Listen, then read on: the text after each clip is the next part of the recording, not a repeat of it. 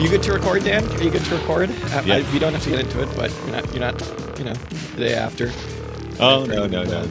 Falling out, you're good. I mean, I might become like momentarily enraged for no reason, but Yeah. hard for me to decide whether that's about, the fate of That might not be about the World Cup. Yeah. Who are you going to be rooting for on Sunday? Who am I Spain going or to be rooting Argentina? for? Well, I watched Spain versus France and was rooting for Spain. It was a very different game. We had a small viewing for France versus Spain, attended exclusively by a Spanish language group who were also having some birthdays. So, but I watched Spain with a lot of people I watched Spain-France with a lot of people that were supporting Spain. So maybe that. It's also kind of disrespectful for me to be like, you're rooting for Argentina, right? Yeah. You know what? I was going to, Dan, but then they pulled out that Falklands flag at the end. I just can't do it. Yeah, the England Argentina footballing rivalry runs deep, apparently. So, yeah, apparently, yeah. Hey, maybe I'll just try and embrace pure neutralness. The problem is, right? I'm actually not I'm not a very good watcher of football.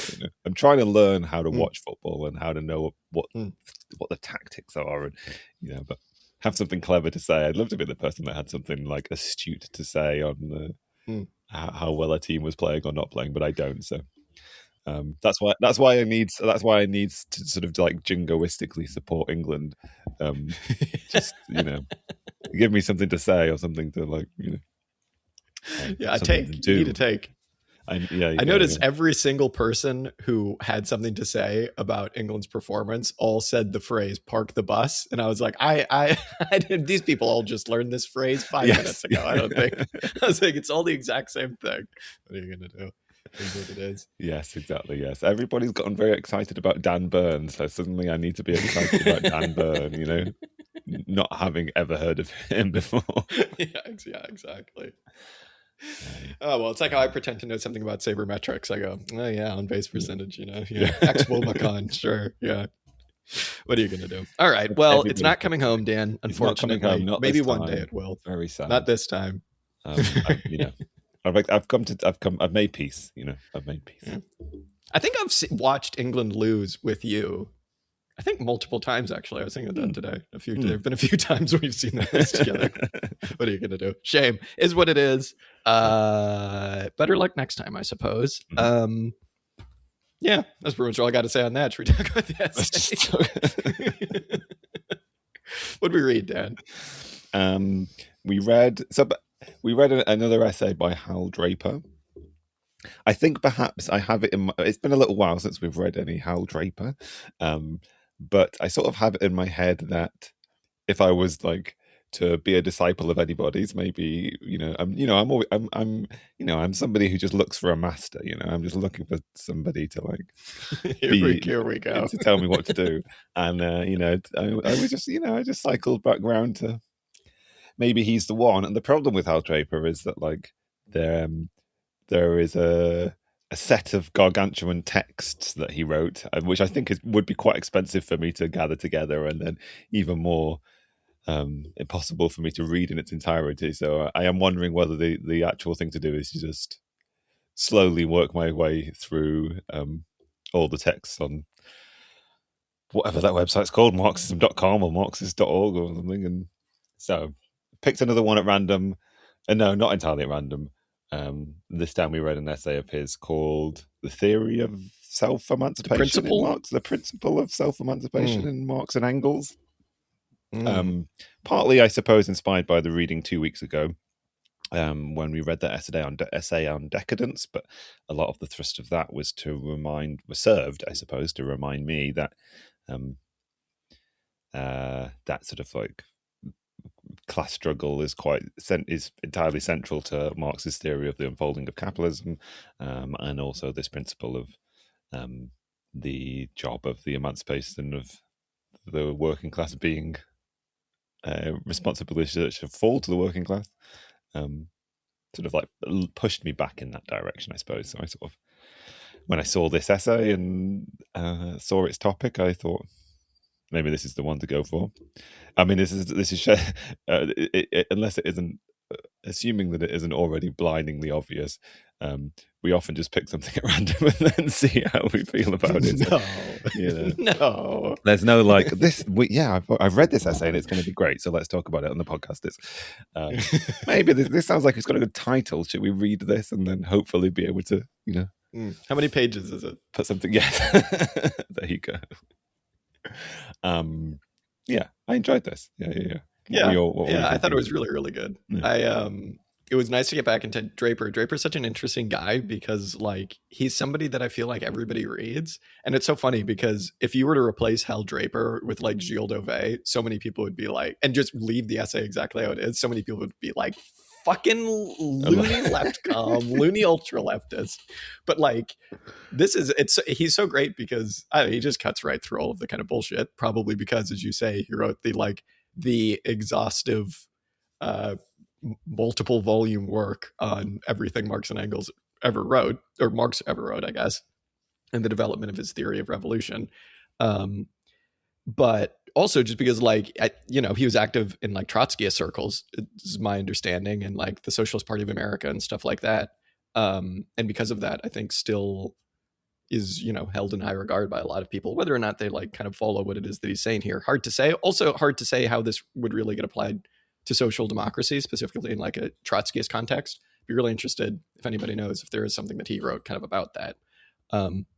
Maybe we've already read it. I did look up when the last time we read Hal Draper for the show was, and it was episode 48, and we are now on episode 161. So, maybe we did read it. I have no idea. Yeah.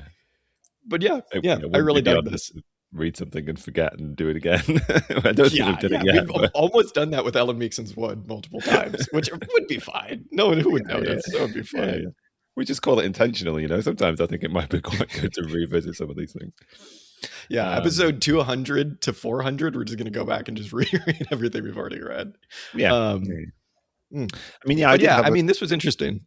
Like, just to say really quick, like, I think the way that this kind of like pairs with, I always want to call it socialism from above versus socialism from below, but I believe it's called The Two Souls of Socialism, like one of his most famous pamphlets, was really interesting because this was saying, to my knowledge, a very similar thing, obviously, but in a kind of like a very different way. We'll get into all that, but suffice it to say, this was a very good companion piece to that. Yeah, I had a similar thought, but in the form of a worry that it might be the case that there was some substantial overlap and it might make this redundant. I sort of also worried that this essay might be entirely theoretical, and it does have a heavy dose of theory in it, but I feel like Hal Draper's contribution to these things quite often is to clarify what it was that Marx and Engels actually said, and to try and sort of dispel some myths or add some important historical context.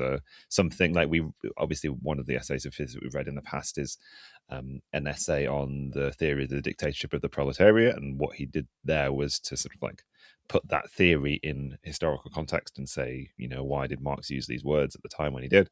And similarly with this, is a sort of nice mix of the theoretical, but a kind of like Marxological, I suppose, sort of like explaining both the development of the thinking of Marx and Engels in sort of like moving toward this sort of like theoretically novel conceptualization of working class what form working class revolution ought to take. A pleasing mix, I thought, of the historical and the theoretical. It's good. I mean, he does what a lot of Marxists don't do, which is like actually go through all of the primary sources and treat what you're doing like the actual practice of rewriting a history, which is, kind of lost on a lot of people because it is just like, and here's the one quote that I know from Marx, or here's this. And that kind of gets me to something I kind of wanted to touch on quickly. You mentioned that like he does this to dispel a lot of myths about the thoughts of Marx and Engels, which is absolutely true. I mean, like there are all of these scary like bugaboo phrases about like the dictatorship of the proletariat. He clarifies what it is that actually means. He clarifies why it is that terminology was used, why it's not like it's a scary thing. Okay, maybe it's not the most helpful phrasing, at least in English, right? Whatever. But, he also like he's also not just someone who's going to troll through the Marx and Engels collected works, the trillion volumes of that, and then just pick out what he wants. Like a lot of this, like, is showing how it, for very, like, maybe if not long time, for a while, Marx and Engels, like, they really had to develop their thought, because at first, even when they were writing some of the things that we know them for, like kind of right up until the German ideology, it seems like, they were kind of just like radical liberals. Engels certainly, Marx certainly too, but he kind of, was able to disavow himself of that pretty quickly and kind of get Engels on the right path as well. And it all comes through experience. And I thought that, that's really, really great. And it just humanizes them so much. It's like, yeah, I don't know. They were liberals at one point, just like you, just like me, just like everybody. You know what I mean? And it's like it was through this kind of like practice, if not of revolution itself, of kind of engaging with the theory of a revolution, which we'll get into kind of what that means in this context here in a bit. But like, it's through that kind of process that they changed. And like I said, there's something about that that really humanizes both of them. It is also just really interesting seeing both of their class positions. It's not discussed hugely in here. Draper talks a little bit about how Engels, had to disavow himself of like literal bourgeois tendencies because he was a member of the bourgeoisie, right? Whereas Marx was somebody who was like born into a kind of like progressive liberal family and was kind of constantly pushing the envelope, I think, probably because he saw, when Germany conquered like the place where his family lived. It's my understanding that Marx's dad was a Jewish lawyer, and when Germany conquered or Prussia conquered where they lived, he was forced to basically either like stop practicing law, stop engaging with the civil service, or convert to Lutheranism, Christianity, which he had to do, right? So it's like there's something very interesting about tracing the development of intellectual figures. This is kind of like an obvious thing, but you do it for reasons other than just so you can then get to the point in their lives where they said the things that you want to agree with. It's showing it is just showing how revolutionary subjects are made, right? It's like, I know Marx like didn't engage in any like street battles or anything like that, but this is how capitalism develops these people. It's like they kind of saw the ruptures in civil society because they were promised certain things and then those things were taken away from them. In Marx's case, obviously, it's like a cultural thing as well as an economic thing. In Engels's case, it's almost more impressive in Engels's case because Engels, like, had quite a bit to gain from just kicking up his feet and being like, whatever, dude. But it's very interesting. Yeah, I really share this feeling of having had have Marx and Engels be humanized, particularly as you say, like the degree of development that had to go on in Engels' case, but also like just the idea that they were like as young intellectuals, they were both working in other theoretical traditions. They were, where I was just sort of joking about like having a master, but like earlier on, but like there's a degree to which like early on in an intellectual career, one sort of like exists in the sort of like theoretical shadow of other people, and you work with the ideas that you're initially being exposed to, and try and just spend time being an advocate for the theories of this person or that person, kind of thing. So, yeah, it's humanizing, but also just like gives a very recognizable sort of trajectory through being a theoretician, I suppose. I quite like how sort of Draper kind of like celebrates Marx's rebelliousness. Maybe we can get onto that in a little while, but yeah, just that kind of like recognition of the journeys that they've taken. It's funny, one of the something that I've sort of internalized in my thinking in the past, and I don't know how true or not it is, but I'd always sort of like convince myself of Engels's importance to the development of Marx, particularly through Engels's writing what's it called, the history of the. No, I'm getting confused with E.P. Thompson's book, the condition of the working class in England. I always sort of like I had internalized the idea that it was that sort of like portrayal of the kind of like day-to-day lives of the working class of England that has sort of like moved Marxist thinking away from a certain degree of liberal republicanism, which may or may not be the case. But that book doesn't appear very much in. I think it has one mention very briefly in this essay, but it's not important to Hal Draper's description. Much more the other way around, as you say, that like Engels seems to have undergone a very rapid conversion to a understanding of what it would be for the working class to have a successful revolution, i.e., one in which they are the sort of like vanguard, the driving force of. Engels seems to have been very rapidly converted at a time when they were writing the German ideology, I think was the text that they were writing, and this degree of fidelity to the idea of self-emancipation rather than sort of like a being guided or I don't know, being rather than the idea of the working class subordinating itself to an intellectual elite. This idea of self-emancipation was very much more natural to Marx, just in terms of his temperament and the person that he was, kind of thing, as you were alluding to. But just anti-authority. Yeah, it just seemed like it was just kind of a prick. Yeah, absolutely. Yeah. So maybe we just get into talking about the kind of point of the essay, which is just like it's very similarly to the way in which Draper talks in Two Souls of Socialism. As you say, there's this idea in here about a theory of revolution whereby the underclass is not used, but rather creates its own revolution. And this is something that, like, no matter who you are as a Marxist, you at least like nominally pay lip service to, even if your politics are like very much like antithetical to this, I guess. But it's really interesting because he uses this to kind of like make a trans-historical point about revolutions and about the underclass, and not necessarily just proletariats, but like peasants, slaves, everything, right? And it's a really interesting point because there's this kind of idea about, there's always the political possibility of a kind of like ruling political project using the quote unquote like mob in like, trans-historically, like across any kind of mode of production to kind of like tyrannize the ruling elite, the oligarchy of any given time, right? And he makes a point that this is where the word tyrant comes from. He talks about the Gracchus brothers as being, a lot of socialists want to point to them as being, like champions of the underclasses. And if only they got their way and they weren't assassinated, Rome would have been a like socialist paradise.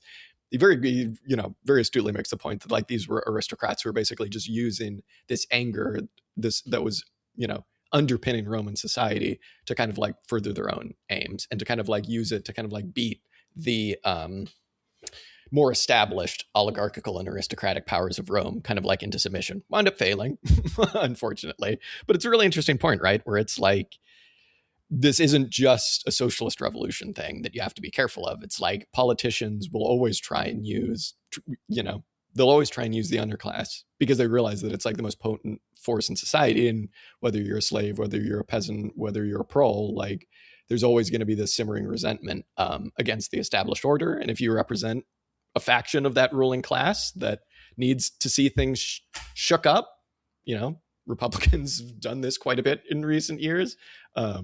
Obviously, Democrats do this to a certain extent as well.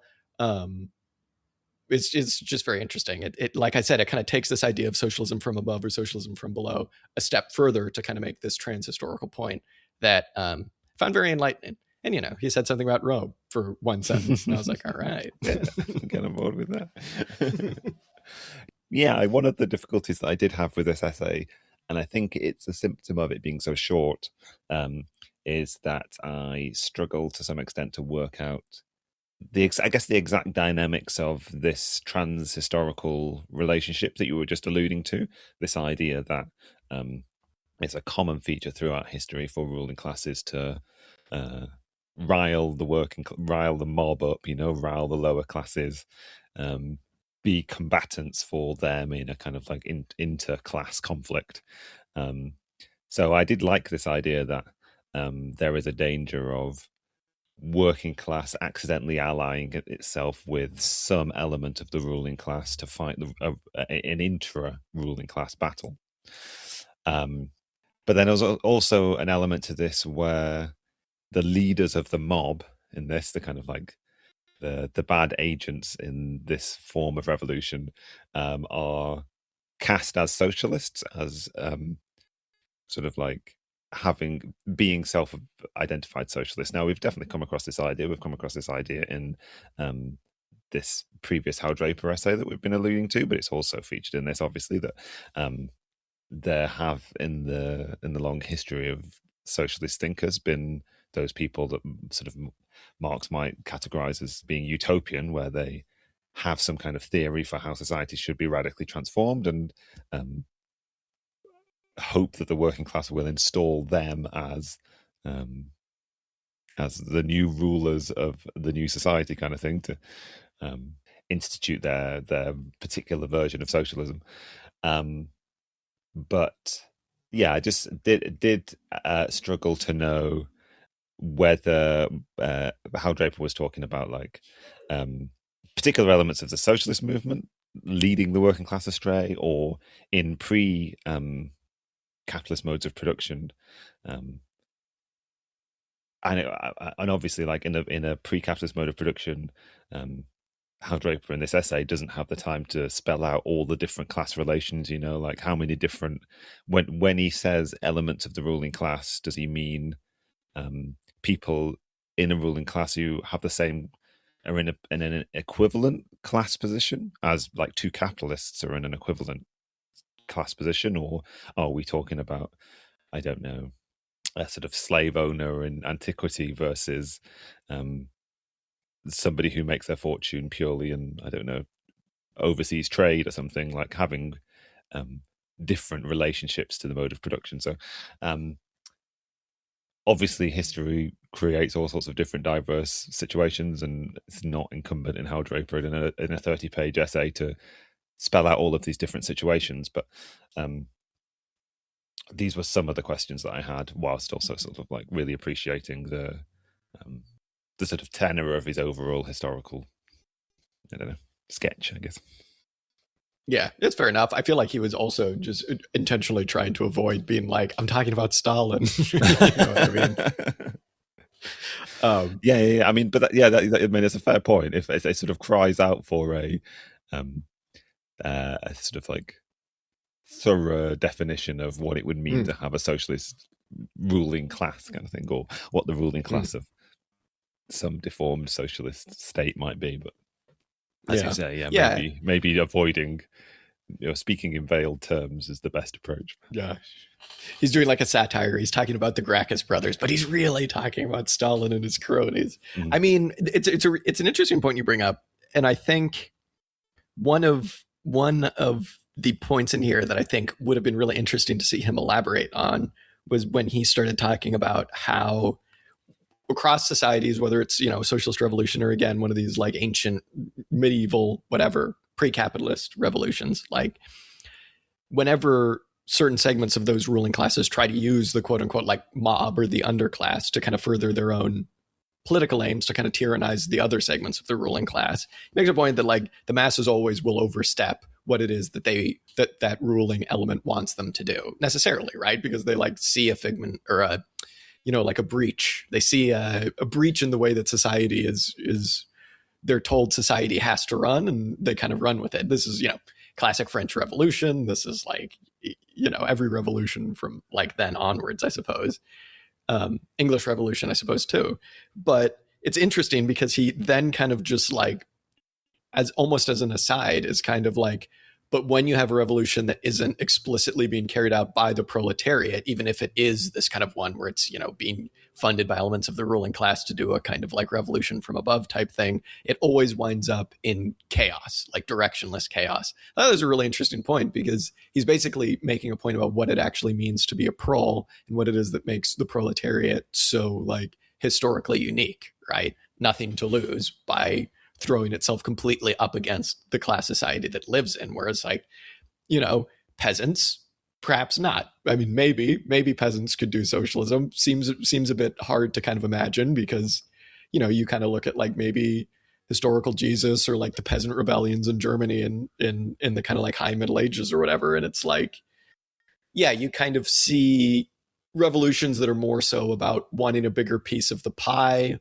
or about like throwing off an alien force, as kind of like, historical Jesus stuff was more so about throwing off the Roman Empire, things like that. Than it is about like truly having the impetus to like end class society once and for all. And I mean, that's like a huge other topic to get into about really trying to, go through all of the points in Marx where he mentions what it might mean to be a prole and talks about how he's going to write that book one day and then dies and never does it. Right. But it's like, it was really interesting for him to kind of make that point is like, now when those kind of like boundaries are pushed past by the kind of like rebelling underclass, the only place it can go is either completely collapse or it has to push through to a classless society for the first time ever. And it was an interesting point. I know that you and I don't know if we've ever really come down one way or the other upon about like, well, when is it that socialism suddenly became possible, right? Like, do you actually need the social relations of capitalism? If it is an accounting thing, like, could you not just do it way back when? It's a huge question, but yeah, I don't know how I feel about that kind of throwaway line of like, it necessarily has to collapse into chaos. I'm kind of talking myself into not really liking it the more I talk, but it's also like, you completely understand that it's like a revolution not carried out by proles. Like, you understand the point he's making. It's like everybody else kind of has maybe some skin in the game. Mm-hmm. Hard to say. Yeah, I think I'm gonna have to go back and find that line because I don't really remember it. I definitely did really get hung up on this argument because, like, as you say, like, he makes this historical argument about the relationship between the ruling class and the various underclasses and how they're used in history. But then he does make this, he sort of advances the argument forward a little bit into capitalism and says outright that there's something different between the relationship between the bourgeoisie and the proletariat when it comes to this sort of trans-historical dynamic.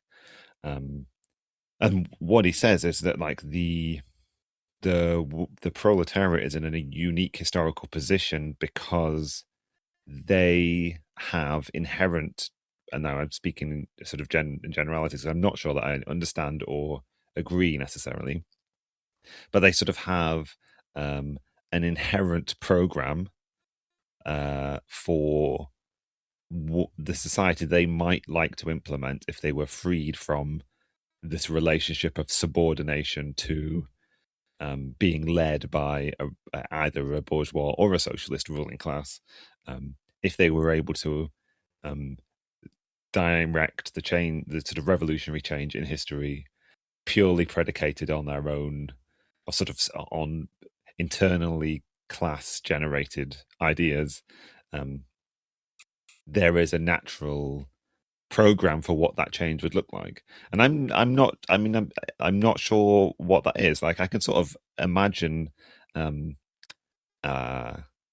some of the conditions under, like, I mean, a previous reading sort of I could direct us back to is the essay of Mike Davis's that we read, all about like the particularly unique, the central importance of class to Marx's understanding of revolutionary transformation and the unique elements of the proletariat that make them maybe put them in a position of being able to implement a classless society in a way that no other ruling class or under sort of like subordinate class have been able to in the past. But I do sort of, I can certainly imagine like there are certain class positions that you could be in that would not lend themselves well to being able to form a new society. You know, it's quite hard to imagine, predicated on the class relations of antique slavery, it's quite hard to imagine like a slave population in Rome perhaps having like a natural program for this type of society they might try and create. But feudal peasants, you know, like I can, I can imagine. I mean, I almost think we probably have texts and historical examples of you know what were the diggers trying to do. I mean, maybe you could say that was like early modern or some kind of sort of proto-capitalist conditions they were existing under. And certainly, I suppose, perhaps to some extent, they were responding to enclosure and some of the early elements of the class war exacted upon them by the early bourgeoisie. But, I can imagine peasant communism being a society that you can imagine somebody wanting to bring about. Jack's nodding vigorously. So, I mean, I can certainly get on board with the idea that it's a question of scale, right? Like capitalism has created sufficiently large productive forces. It's united a particular class in a particular way that it's now able to unite globally to theoretically control the entirety of economic production, and to plan that production under like classless conditions. I can also imagine that there is an argument to be made around the particular position that the proletariat occupies under capitalism, right? This is this idea of like the surplus that results in the profit to capitalists comes from a form of exploitation which is internal to the productive relationship, rather than something which is like a form of appropriation conducted at the end of a spear. It's not like the feudal lord comes and nicks your stuff. It's like the relationship to production, the class dynamics of capitalist society, and the nature of the class conflict in capitalist society is unique in a way that the proletariat and the bourgeoisie are connected by one productive process in a way that perhaps doesn't necessarily apply to other modes of production. So I can I guess agree that an argument like that might be true. It might be possible to make it. I'm just not sure of the full. A fuller case would have to be made for what Hal Draper is implying when he says that the proletariat has a revolutionary program that no other underclass in society has had. I suppose. I don't know whether you about that. You know what? I'll put forward a counterpoint, because I kind of think when I was reading this, I kind of had the opposite interpretation of this, which is that potentially there was something more revolutionary about completely destitute slaves, as in like antiquity or something like that, as opposed to like your typical medieval peasant. I'm completely abstracting from loads of differences, in those categories, right? But my kind of understanding, and I'm not sure, I don't know if I stand by any of this, but I mean, I think there's two parts to what it is that makes the prole like inherently revolutionary, and one of them is the fact that we don't own anything, right? The only thing we can sell is our ability to labor, right? So it's like we don't have any, in theory, we don't have any buy-in to capitalism. Completely ignoring the fact that, if you have a retirement plan, and it invests in like capitalist industries, whatever, different things like that, completely abstracting away from like stratifications within the proletariat. And so because of that, I would say that like there is something much more similar in the proletariat now to a like typical slave in the Roman Empire. Because, when you look at like Spartacus, like they were just like completely throwing them, who Marx speaks very highly of here. It's like completely throwing themselves at every part of Roman society against it, because they have nothing to lose, right? Mm-hmm. And I know you can look at instances of peasants doing this, but like the thing that makes me think about peasants is, again, not typically being revolutionary. Obviously, we've spoken loads of times about different times when peasants have been revolutionary, whether that's, the true levelers or like, Ireland during their revolution, like Irish peasants, right? It's just the fact to me that they own their own means of production. And the fact is that they do have buy-in to class society, maybe not their class society, obviously, but class society, because you would imagine the world that would come out the other side of a successful peasant rebellion, were it to happen, would be one where everyone's kind of in an isolated, like petty bourgeois production sphere. Now, I think that gets into like the other half of what it is that makes prole so revolutionary, which is the fact that we live in a society where production has necessarily been socialized, right?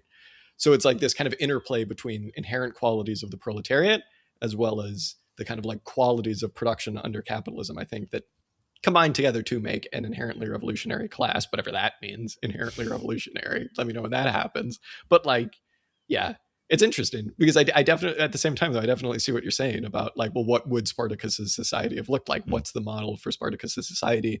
Whereas, we do have examples of, the diggers or whatever. Mm-hmm. So it's an interesting question. Yeah. I would just say my only last point is I would just say that socialized production is like the thing that kind of makes all of this a moot point, right? Because it's like we just haven't had that before. Yeah. So yeah, I recognize that as like a fundamental historical change that's like unique to capitalism, and that allows for a set of possibilities. I do wonder whether there is a distinction that could be made between like rebelliousness versus revolutionariness, right? I could definitely see a slave society being incredibly prone to rebellion without any regard for, preserve. Like, it would be quite difficult to fetishize your position within a slave society, I suppose, in a way that, you could recognize either through some kind of ideological fidelity to God and king, or just some kind of very material recognition that, if you overthrow your local king, some other king's just going to come and usurp that land, and your ability to respond, like, you have no particular recourse to force to defending yourself in a way that, like, that's the natural alliance between, I guess, a landlord and a peasant is like one is able to defend the other, I suppose. And so I can see how, like, yeah, I just wonder whether there's like a difference between the revolutionary version being like you actually have then the capacity to transform positively the society in which you live, predicated on theories that are unique to your class position within it, kind of thing. But yeah, I'm definitely gonna think further about the social nature of production under capitalism as being something that creates unique conditions and a unique program for the proletariat as an example of a historical underclass which is in a potentially unique position, I suppose. Yeah, that's a very good point. Yeah, you're right. I think you're right to kind of make a distinction between rebelliousness and revolutionary, which, but one begets the other, like, I suppose, Yeah, I suppose. But also, like, back in the day, it's like, rebel away. You are in a class society. Would have been interesting to see what they would have wound up doing, right? If like they, meaning like, the various slave revolts in Rome, if they managed to just like completely overthrow the imperial power of Rome, which it seems like Spartacus came pretty close to doing. But would have been interesting to see like what kind of society that would have been. I don't know. There's like a whole era of, and it's still going on, like, it's so much science fiction, like literature is just based on this idea of like, we went to create a utopia. But then we became the bad guys. And it's like, it's funny because it's like, it's kind of something you can see that interpretation of history, a very non-Marxist one, where it's like all of these utopian revolutions are bound to fail. But it's like, well, okay, again, get into a theory of like what it is that makes the proletariat kind of unique, historically unique. And you can go from there. And it's also just the fact that it's like, because of how specialized and socialized all production is, it's like, yeah, you really couldn't have a rebellion where you come close to overthrowing, like, the ruling class or whatever.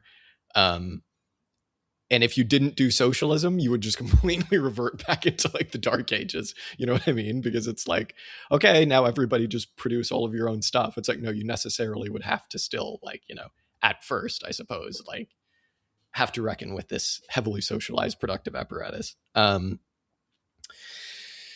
Yeah, having said that, I did really like the shout out to the diggers here, where they were like, he was like, and they were good guys and they knew what they were doing. Gerard Winstanley. He's definitely on the from below side of the two souls equation. Absolutely. Yeah. And we did our auxiliary statements research last time we talked about the diggers, and where Gerard Winstanley's farm was in the south of England, found out, now a golf course. So they did not win. Yeah. Folks, as is St. George's Hill, I think, right? Jesus. I mean, but there's more golf courses than there are, land taken up by cities in the UK, I think. Yeah, God, you don't There's even too want to many know what golf they did to courses. Tyler Hill. All right, should we let's get back in, I think, to talking a little bit about Marx's own Mm, development, because mm. there's this bit in here. I might just actually read it because I really appreciated this. Yeah, go for Again, it. we talk about humanizing Marx. It's very quick, where Draper goes, he's kind of tracing Marx's intellectual history, and he talks about how at first, when Marx was very, very young, he was one of these guys that was like, hey, this new Kaiser Friedrich Wilhelm IV, he's saying the right things. He might actually be a lib, man. He's going to send, Prussia on the right path, which is very funny because my understanding of him is that he winds up being remembered as like one of the most conservative Kaisers of Prussia, or king of Prussia, I guess, which is very, very funny. But anyway, he talks about how Marx would develop on from that. And Draper says, even after the collapse of the savior ruler by 1841, Marx must have gone through the next stage, like everyone else, hope in some kind of intellectual elite who, their hearts bursting with sympathy for the suffering people, would sacrifice themselves in order to lead the flock into a new and better sheepfold. That's so good. And it is just like, it's just like everyone's development is a radical. And it's so funny too, because it's just like, it makes you think that so many of the kind of like paternalist socialists on the left, like so-called socialists, it's just like, okay, your intellectual development isn't done. There's a large part of me that's like patting myself on the back and feeling like the bigger person. I've gone through my development because I thought that. But again, it humanizes Marx a lot, and it was really interesting to kind of see, this avowed Marxist Draper talk very, very explicitly about how Marx went from being one of these types to be like, the king will save us, to actually it will be us, because we're the ones with the right ideas. And again, I talked about Marx's family history, where it's like Marx from a very early age did see how kind of like the promises of liberalism can't really be fulfilled, because necessarily here's his dad, this guy who's like a well-respected practicing lawyer, who's just like suddenly like, oh, actually, yeah, even though we are like, progressive enough, it's like, oh, you're from the wrong culture, though. So unfortunately, we have no need for you, right? It's like that illusion of everybody can have, it's like the bourgeois promise of everybody can make it. It's like very much from a young age in Marx, shown to not really be the case. But again, it would take another 20, maybe 30 years for Marx to like fully get past that.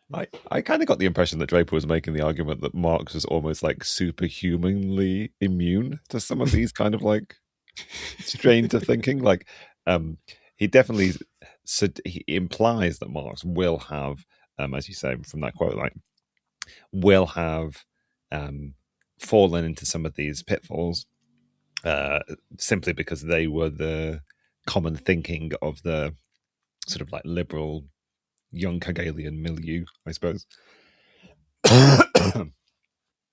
But Draper, I think, also implies that there's sort of quite scant evidence that Marx really believed this, or like it's quite hard to find compared to Engels. It's quite hard to find situations where Marx is really gung ho in favor of some of these more utopian socialist forms of thinking, or forms of thinking in terms of a relationship to a ruling class, or to, in this case, like a liberal king that might come and sort of liberate the society. It was interesting. So that, yeah, he sort of says that there's, for Marx's trajectory, there's these two elements to some extent. There's this historical experience of a new Kaiser coming in, and there being this sense of anticipation attached to his coronation, and then a subsequent disappointment that this king same as the last king kind of thing.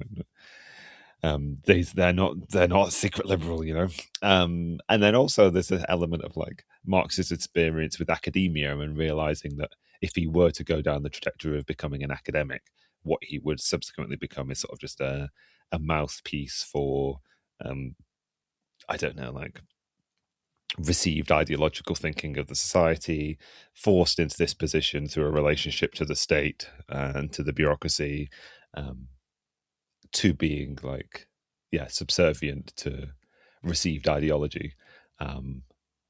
And seemingly his sort of like superhuman rebelliousness just would not allow it. Like I've never really encountered Marx described in the ways that Draper does, as being just quite so averse to authority. But I sort of appreciate it. One of the things that I did really want to talk about was this sort of image of Prometheus to some extent. Now, to a degree, it's sort of a step removed from the broad argument about working class self-emancipation, because it pertains to some extent to Draper's description of Marx's personal character and how that influenced the development of his thinking. But I just thought it interesting because quite often when you encounter Prometheanism or the image of Prometheus, it's actually in the guise of a relationship to technology, right? This idea that like what's gifted to humanity by Prometheus, this rebellious god who defies Zeus, and through sort of some kind of fidelity or love for humanity, like empowers them with, I guess, fire, but also just society in general. And but I feel like that image of Prometheus was sort of taken up by sort of like almost technological determinist socialists, to put the emphasis on the Promethean technology liberating humanity and leading to socialism. But I quite like this version of Prometheus where what is important in the figure of Prometheus is not what he gives, but his act of rebellion and his act of love for humanity. And it's almost this implication that what he passes on to humanity is the rebelliousness itself, or the potential for rebelliousness. I might be stretching the metaphor a little bit there, but sort of like, yeah, moving the argument away from technology being sort of like the driving force of historical development, but actually it's the class conflict and the activity of the working class which is central to this. Obviously Draper is like alluding to and speaking of, or sort of like he's almost like extrapolating a fidelity between Marx and Prometheus, because Marx doesn't actually speak about the story of Prometheus that much, but Draper is sort of like saying that there is a sort of avowed fidelity here to some extent, and Marx is almost like superhumanly rebellious in a similar way that like Prometheus was, I suppose. Yeah, it seems like the Prometheus that he's quoting here, the Prometheus that's like, I'd rather have my guts ripped out every day by a bird than give the fire back. And Marx is like, so true. Yeah. That is what it means to be a revolutionary. I thought like that was really interesting too. There's a description of a cartoon of Marx in this where Marx is like chained to a printing press, having his guts eaten out by the sort of like the eagle, which is the symbol of the Prussian state kind of things. I don't know. Yeah. So clearly somebody else recognized this aspect of Marx's character. Yeah. I know, it's funny because you're right. Like I spoke a little bit about how Draper said that Marx needed to kind of develop past these ideas of liberalism. But when he's quoting Marx, like, as you say, when he's quoting Engels about being a liberal, basically, he's just like, oh yeah, and it's in this thing that Engels published widely and is everywhere. But whereas when Marx is making his passing reference to, hey, maybe, you know, a ruling, or not a ruling, but like a progressive intellectual elite will have some influence on this. It's always in like the review to somebody's book that was like his friend in school or something like that. You know, I guess Marx famously never really self-published anything, so it may be that he just very astutely self-censored in a way that like he's burnt all the documents. I don't know. He may have just it's like deleting Facebook posts. Like, talking about, Yes, Engels very much more condemned by his 10-year-old tweets than Marx. Yes. Draper is canceling Engels. We can say that. We can say that very easily. I think what you're saying though about Prometheus really ties into this idea of, well, okay, what is the role then of like the philosopher in Marx, right? Mm-hmm. And it's interesting because he almost makes it seem like Marx has, I mean, he does, I guess. Marx has this revolutionary approach to what it actually means to be a philosopher, where it's less about philosophy as this kind of like intellectual pat yourself on the back type exercise, and it's like a theory. And to Marx, you know, it's like we came across this, as you're saying, like the Mike Davis and elsewhere. It's like theory and Polmatic, I feel like, is maybe guy number one. It's like theory and practice and Marxism are supposed to be the same thing, right? And in Marx, it's like there's you know, who watches the Watchmen is basically like a quote. It's said in Latin, but it's like it's something that Marx kind of repeats at various points to basically make the point about, well, who's educating these supposed educators, right? Like the people who are supposed to be bringing this knowledge to the, you know, dumb workers. It's like, well, who's actually educating them? And this is where he gets into, it's kind of like this dialectical, you know, an interaction between, workers and then more intellectual elements of the working class, whatever that means. But I suppose just elements of the working class who are developing socialist theory. It's this kind of like interplay between what like theory as abstract thing on the page versus theory as thing that's put into practice. And this is kind of like the whole point of Marxism, right? It's like he goes through a number of the theses on Feuerbach, but the one that's the most famous is the one about like the point of, philosophy is to actually change the world, not to just talk about it. And it's this idea where it's like the educators themselves, which almost seems like Draper was almost even giving Marx too much credit for even using the word educators, because it seemed like a kind of classic Marx moment where he like makes you think that he's talking about something that he'd like to talk about, but is just doing like a critique of political economy or something like that. Like Marx is using the word educator secret because others have used it before them. yeah. This is my secret critique.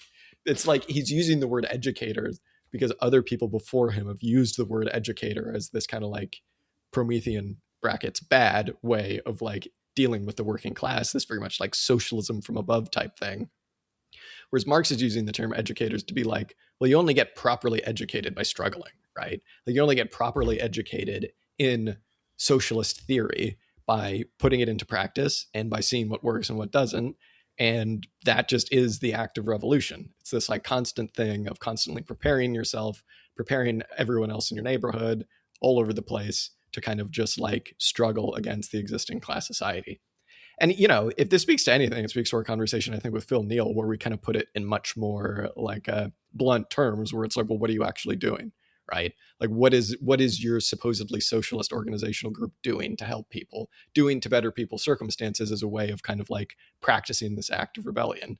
And yeah, I mean, Marx doesn't say this, but I think that just is what he's talking about. He's talking about like, well, what are you actually doing? Because over and over he talks about the sect as this thing that becomes outdated as soon as there's an actual real movement in the revolutionary transformation of society. So I think you can just take that one step further and be like, well, what are these sects actually doing? It can't just be philosophy for its own sake. Theory has to also be practiced, right? Yeah. Bad news for the podcast. What is it, the royal podcast, the podcast in general, or this one in us, that we're supposed to be doing something. I mean, there's an extent to what I feel like you're getting here is a version of the merger formula, right, in different language, because how Draper does say that Marx does not have an aversion to socialist theoreticians taking socialist philosophy to the working class, to the broad masses, kind of thing. I guess obviously the merger formula is like a sort of merger between socialist thinkers and the working class, and sort of that makes a revolutionary force, that makes the party, kind of thing. But I suppose, I haven't really thought about this before, but I suppose you could develop a version of the merger formula where there's two sides that just coexist but don't interrelate to some extent, whereas maybe, as you say, what you're getting here is a much more dialectical version where there is a feedback from both sides onto the other. Thing that I think might be quite useful for me to set, for people, I suppose, for us to take away from this argument is that, like, at the same time as not having to imagine that there's some kind of like super virtuous philosopher that sort of like knows what kind of historical change is necessary to, and then bring about some new liberating mode of production, mode of existence for society. It's also the case that the working class doesn't know necessarily what it is that they don't have the answers as well. Not in Marx's understanding do they automatically know what needs to be done to transform society in a sort of like toward a new classless society, but rather that it's in the dynamic of struggle that everybody's consciousness, everybody's understanding, everybody's sort of like tactics and apparatus for going about making this transformation, it's in the conditions of struggle that everybody develops together. So you don't necessarily need to look at any particular philosopher or any particular, I don't know, working class person or working class organization and say they have the answers, but rather that in the sort of like dynamic unfolding of struggle, there is the capacity for something emergent, I suppose, and for a step-by-step movement toward a fuller understanding. So it doesn't have to be a magical, suddenly we're revolutionary subjects, but like gradually over time through the experience of struggle and failure and, I don't know, develop as agents. I suppose maybe that's the most important thing, to develop as self-conscious agents who are able to make positive change, I suppose. Yeah. And I mean, all of that is still part of the same class movement. It's like, even if you're just getting together with your friends to talk about socialism, it's like, you are still of our class, right? And it's like, there will be things that happened to you in your own experience that, like, in the natural unfolding of capitalism, that led for you to have a like heightened consciousness, whatever that means, right? Like, so yeah, it's also just a recognition that it's like that the development of theory is like an inherent like proletarian thing, right? Like, I know we can all point to like the million, bourgeois or even like aristocratic socialist theoreticians, but it's like, it still is a thing of our class, right? Like all culture, it is a thing of our class. I really like the points in here where, towards the end, where Draper was quoting either bits from the International, like the proceedings of the International, or from different organizations, where it would be like, and then a large discussion was held as to whether or not we should invite a member of parliament to, help out with our meetings. Everybody said absolutely not. I was like, man, imagine being in a milieu where that wasn't even a conversation. It's just like, fuck no, we shouldn't have a member of parliament come down here and tell us what's what. Seems like there was a bit more. I don't know. There was also another point in here where it was like, wealthy aristocrat would like to fund the International, and everybody was again like, maybe we should not do that. But yeah, it's an interesting. At one point, the term Republican mountebanks, I think, was used, which I thought was very funny, by Marx himself. I thought that was very funny because it was like, even, presumably that was much later in Marx's life, and it's like, God, even by that point, he's like, yeah, these so-called Republicans. It's like, yeah. Don't devolve power to somebody else. Which, the only other point, I think the last thing maybe I have to say on this essay is just that, like, so much of this creation, as you say, of a revolutionary agent, if that's the one thing that we can't help with, it's like, so much of that is just a building of capabilities, and that just takes so many different forms, right? It's like, it's very easy to like look at Trotskyist parties or whatever social democratic, Kautskyist stuff is out there now, and be like, well, okay, what are you actually doing? What capabilities are you actually building? And I think a lot of that is fair, but also at the end of the day, it's like, well, you wouldn't want to just like completely cede the bourgeois political arena to the bourgeoisie. And like that, I suppose, is a form of like capability building. To a certain extent, though, it's basically just like, as Marx would say in here, it's just about showing proles how to do things for themselves, like building reliance away from the state, building reliances away from, like the armed forces, from whatever elements of capitalist society you have, while still maintaining this connection to socialized production. And, I know that there's a way that you can take that understanding, like you can take a lot of what Draper is saying here and take it in a complete direction of like commune building. And I don't necessarily think that is what he's saying, right? But, you don't have to go as far as that.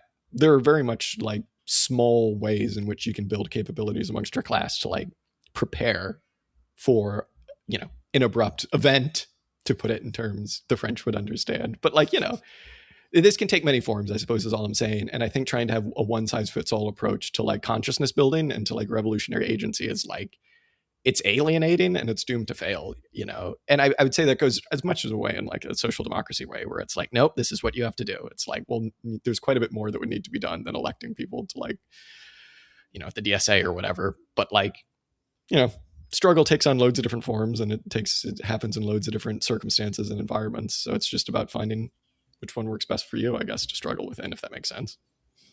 And avoid the philanthropy of the bourgeoisie, and beware.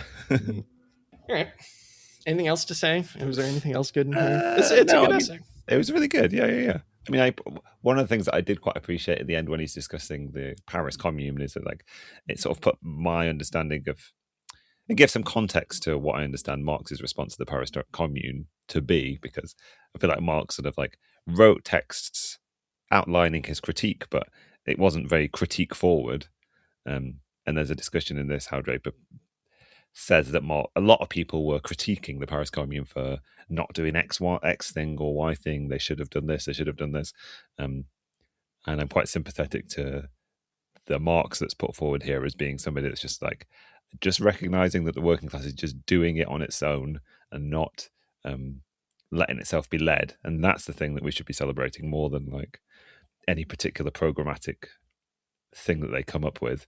It's simply that they're allowing themselves to generate their own program and not look to be led by some, philosopher or expert or king or whatever. So, I enjoyed that little discussion of the Paris Commune at the end of this, but I haven't anything substantially more to say, I suppose. Yeah, I think that's good. I would take a philosopher king at this point. I would take a philosopher king. Maybe not permanently, but right now I'd take a philosopher king. A temporary philosopher king. Yeah. A temporary philosopher king. That's the dictatorship of the proletariat. Wait a minute. I didn't get anything from this essay. What are you going to do? All right. Well, we recorded in 3 different chunks because of technical difficulties. So I think all of these numbers add up to an hour, but I'm not sure. Hopefully you've got on your hours worth of podcast. It's fine. And hopefully it's knitted together seamlessly so you can't tell all the technical chaos that's happening in the background. Wow, great. All right. Thank you very much, Dan. I had a great time. Yeah, thank you.